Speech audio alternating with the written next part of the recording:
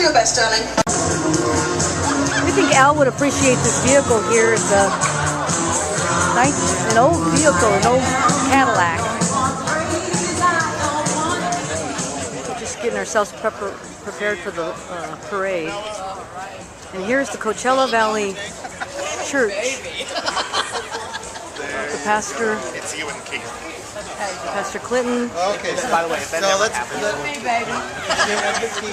Hey, we promised our church we would take back pictures. Oh, absolutely. So next year, all 35 Absolutely. Now we need someone of the San Diego crowd as one of the flag bearers as well. Jude. So one of you's got to take I'm almost as tall one of the as you. flags. Only because Jerry? this is not an elevation. There, I'm as tall as you. I'll even be shorter. Does that make you feel better?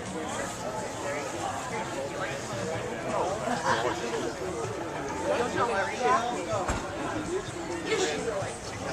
Irene is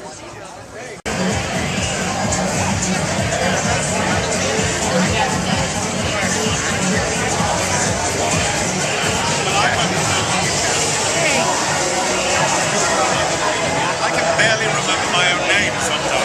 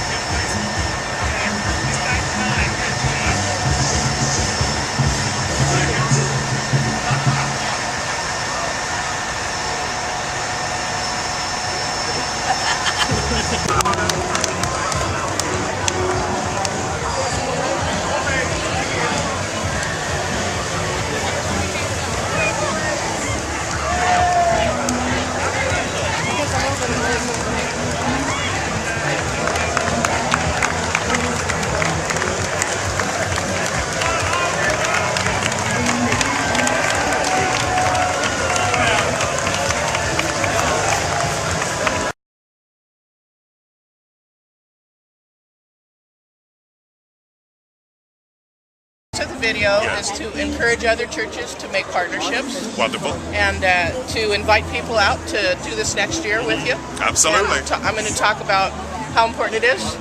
So I asked the question, how important is it that your church is involved in Pride this year here? Oh, absolutely vital.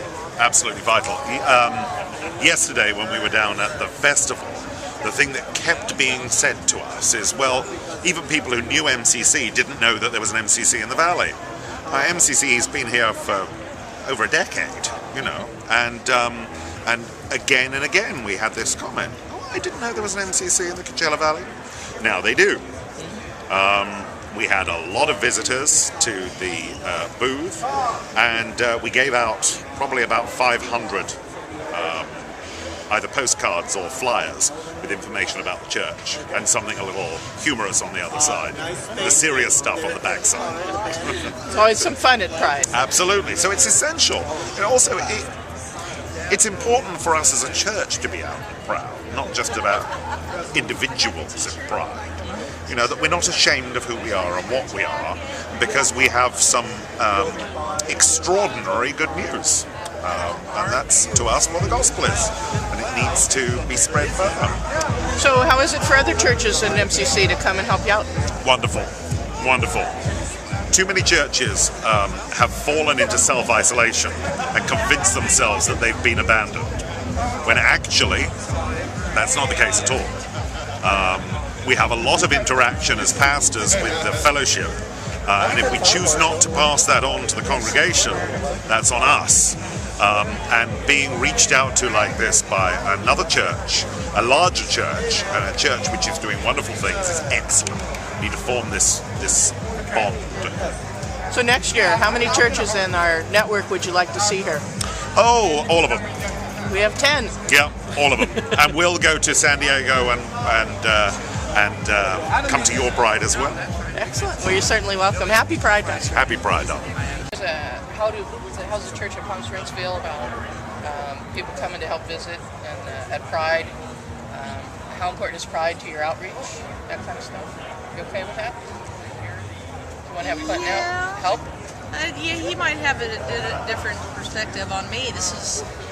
Ever since I started coming to Palm Springs, which was 2007, I think, never got into the parade.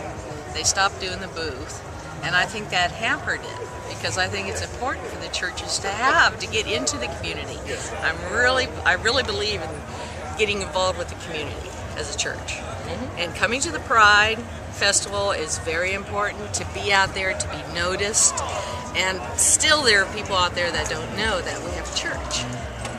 And just to be there, and then it goes, oh, look. And for people to come and help, most definitely. Most definitely.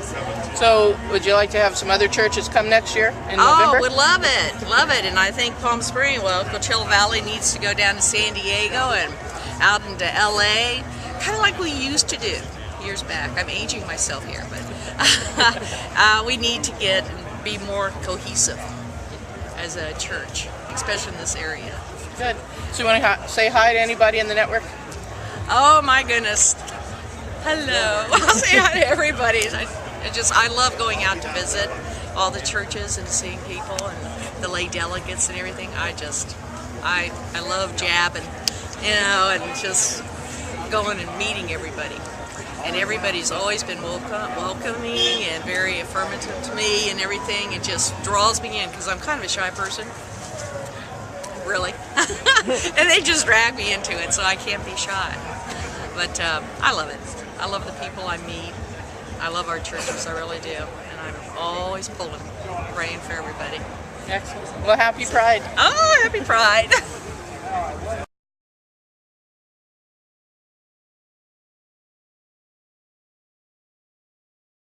So what do you think our role with MCC is in the anti-bullying? Telling the truth, testifying, being open, being ourselves, and telling the truth. All these things, these isms, this homophobia, sexism, racism, it's all based upon ignorance and fear. And the only way to overcome ignorance and fear is knowing better. Now, we are the congregation and the people on whom that burden lies, because we know better. We have the personal experience. If we keep our mouths shut, if we get out of high school and think, oh, I'm not going anywhere near that again, that was a horrible experience, and just want to live our lives in our own little safe space, then we're condemning the next generation for the same nonsense we went through. So the burden falls on us. We have to be out and truthful. And that's the best way of combating it. Thank you.